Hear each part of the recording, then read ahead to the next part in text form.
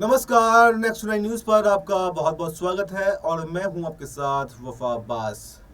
शरद पवार को महाराष्ट्र में लगा बड़ा झटका। जी हां, इस वक्त की सबसे बड़ी खबर आ रही है महाराष्ट्र से शरद पवार के विधायक सतीश चौहान ने अजीत पवार की एनसीपी ज्वाइन कर दी है। शरद पवार की एनसीपी से दामन छुड़ा लिया है।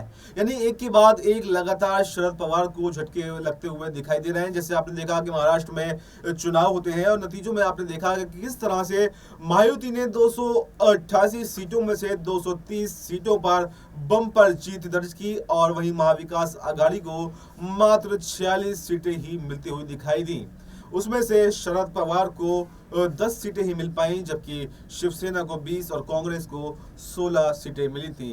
यानी शरद पवार की राजनीति कहीं ना कहीं अब समाप्ति की तरफ बढ़ती हुई जा रही है। आपको बता दें कि सतीश चौहान पहले अजीत पवार की एनसीपी में ही हुआ करते थे, लेकिन चुनाव से पहले उन्होंने शरद पवार की पार्टी का रुख किया था, शरद पवार का दामन थामा था और अजीत पवार की एनसीपी ने उनको पार्टी से 6 साल के लिए निलंबित भी कर दिया था। यानी कि अपने दरवाजे सतीश चौहान के लिए बंद कर दिए थे। लेकिन जैसे ही जो बम्पर जीत मायावती की होती है तो एक बार फिर से सतीश चौहान ने पलटी मारी है और शरद पवार की एनसीपी छोड़कर अजीत पवार की एनसीपी का रुख कर लिया है। ऐसे में तमाम अटकलें लगाई जा रही हैं, क्या भविष्य में और भी जो शरद पवार के सांसद हैं या विधायक हैं, क्या वो अजीत पवार की एनसीपी में आ सकते हैं? क्योंकि ये अटकलें तेज चल रही हैं कि क्योंकि शरद पवार के पास में आपको पता है 10 सांसद हैं और 10 सांसद बहुत बड़ी भूमिका इस बार केंद्र की राजनीति में निभा सकते हैं। वहीं पर ये काफी तरह पहले से देखा जा रहा है कि अजीत पवार की तरफ से, अजीत पवार की पार्टी की तरफ से ये दावा किया जा रहा है, बड़े नेताओं ने ये दावा किया है कि शरद पवार की पार्टी के सांसद जो हैं इनके संपर्क में है। क्योंकि अजीत पवार के पास में मात्र एक सांसद ही है, लोकसभा सांसद है, लेकिन शरद पवार के पास में 10 सांसद है।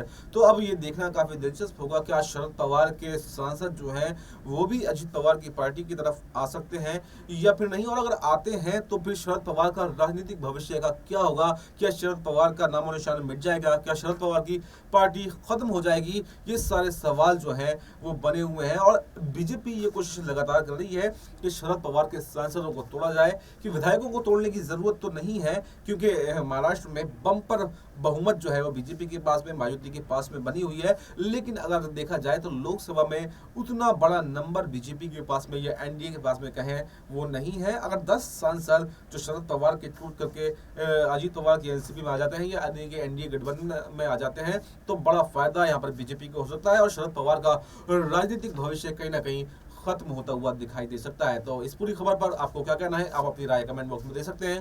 फिलहाल इस खबर में इतना ही। देश और दुनिया की तमाम बड़ी खबरों के लिए आप बने रहिए हमारे साथ और देखते रहिए नेक्स्ट 9 न्यूज।